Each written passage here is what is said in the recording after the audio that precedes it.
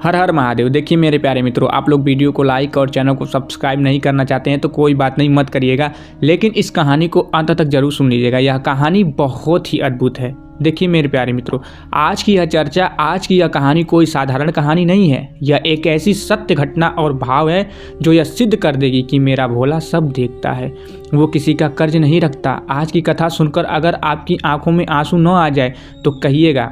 आइए मन को उस कैलाशपति के चरणों में लगाते हैं। देखिए मित्रों, एक छोटे से गांव में सुरेश नाम का एक आदमी रहता था।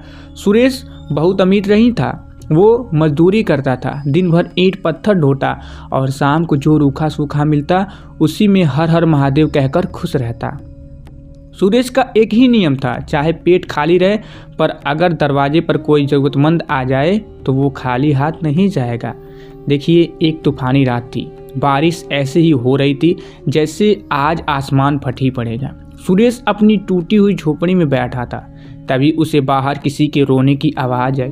सुरेश ने दरवाज़ा खोला तो देखा एक 6-7 साल का छोटा सा बच्चा ठंड से कांप रहा था। उसके कपड़े फटे हुए थे और वो भूख से बिलख रहा था। सुरेश के पास उस रात खाने के लिए सिर्फ 2 रोटियां थी। उसे खुद भी बहुत जोरों की भूख लगी थी, लेकिन उसने उस बच्चे का चेहरा देखा तो उसे उसमें अपना महादेव नजर आया। देखिए मित्रों, मैं आप लोगों से एक बात कहना चाहता हूँ, जीवन में जब भी देने का मौका मिले तो हाथ मत सिकोड़िए, क्योंकि देने वाला हाथ लेने वाले हाथ से हमेशा ऊपर होता है। और जो इंसानियत के लिए अपना निवाला दे देता है, महादेव उसकी झोली कभी खाली नहीं रखते। अब देखिए मित्रों, सुरेश ने वो बच्चा उसे अंदर बुलाया, अपने सूखे कपड़े उसे ओढ़ाए और अपने हिस्से की 2 रोटियां उसे खिला दी। बच्चा रोते रोते बोला, काका आपने क्या खाया? सुरेश ने मुस्कुराकर झूठ बोल दिया। उसने कहा, बेटा मेरा पेट भरा है। जाते समय उस बच्चे ने सुरेश का हाथ पकड़ा और कहा, काका मैं ये एहसान कभी नहीं भूलूंगा। सुरेश ने हंसकर उसके सिर पर हाथ फेरा और कहा, अरे पगले, मैंने नहीं, मेरे भोलेनाथ ने तुझे खिलाया है, जा बड़ा आदमी बन। अब देखिए मित्रों, सुरेश अब बूढ़ा हो चुका था, शरीर कमज़ोर हो गया था, गरीब ने उसे तोड़ दिया था। एक दिन काम करते करते सुरेश को दिल का दौरा पड़ा और वो सड़क पर गिर गया। आसपास के लोग उसे उठाकर शहर के सबसे बड़े अस्पताल ले गए। सुरेश की हालत बहुत नाजुक थी। डॉक्टर ने कहा, इनका तुरंत ऑपरेशन करना पड़ेगा, नहीं तो ये नहीं बचेंगे, लेकिन खर्चा बहुत ज़्यादा है, लाखों में। सुरेश तो बेहोश था, उसकी जेब में फूटी कौड़ी नहीं थी, लेकिन अस्पताल के नियम सख्त थे। तभी उस अस्पताल का सबसे बड़ा डॉक्टर, जो विदेश से पढ़कर आया था, राउंड पर निकला।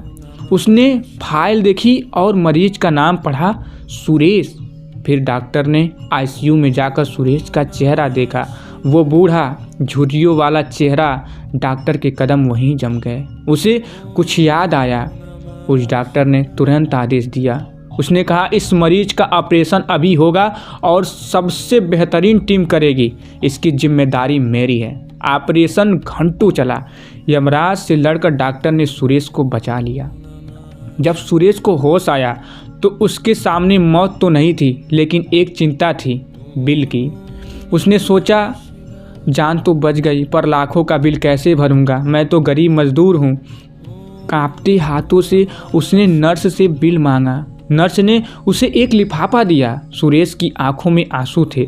उसने सोचा इसमें लाखों की रकम लिखी होगी, लेकिन जैसे ही उसने कागज़ खोला वह फूट फूट कर रोने लगा। उस बिल पर रकम नहीं लिखी थी, उस पर लिखा था, भुगतान पूरा हुआ 20 साल पहले, 2 रोटियां और निस्वार्थ प्यार के बदले, और नीचे हस्ताक्षर से डॉक्टर आर्यन, यानी वही छोटा लड़का। अब देखिए, तभी वह बड़ा डॉक्टर कमरे में आया और सुरेश के पैरों में गिर पड़ा और कहा, काका पहचाना मुझे? वही भूखा बच्चा हूँ जिसे आपने तूफानी रात में अपनी रोटियां खिलाई थी। उस रात आपने मेरा पेट नहीं भरा था, आपने मुझे जीने की उम्मीद दी थी। आज मैं जो कुछ भी हूँ आपके उस आशीर्वाद और भोलेनाथ की कृपा से हूँ। सुरेश ने उस डॉक्टर को गले लगा लिया। दोनों की आंखों से गंगा जमुना बह रही थी। पूरा अस्पताल इस दृश्य को देखकर भावुक हो गया।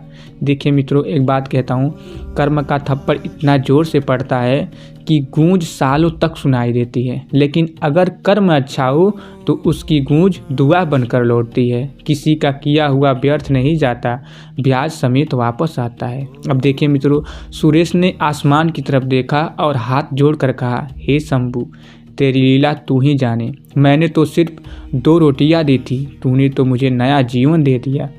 तो मेरे गुरु भाई और बहनों, यही शिव चर्चा का सार है। सुरेश ने निस्वार्थ भाव से सेवा की, उसने फल की चिंता नहीं की। और जब वक्त आया तो मेरे महादेव ने उस छोटे से बच्चे को डॉक्टर बनाकर सुरेश की जान बचाने के लिए भेज दिया। इसलिए जब भी किसी की मदद करिए तो ये मत सोचिए कि वो वापस क्या देगा, बस ये सोचिए कि आप महादेव के खाते में जमा कर रहे हो और महादेव का बैंक कभी डूबता नहीं है। तो जोर से बोलिए और जयकारा लगाइए, हर हर महादेव, घर घर महादेव। और देखिए मित्रों, मैं ज़्यादा एक बात कहना चाहता हूँ, अगर आप लोगों को वीडियो थोड़ा सा ही पसंद आया हो तो वीडियो को लाइक और चैनल को सब्सक्राइब कर लीजिएगा अगर आप लोगों का मन हो। लेकिन मैं आप लोग से निवेदन करता हूँ इस वीडियो को ज़्यादा से ज़्यादा शेयर करिएगा, ताकि दूसरे लोग भी कुछ सीख मिले और दूसरे लोग कुछ समझ सके। तो फिर मिलेंगे। हर हर महादेव।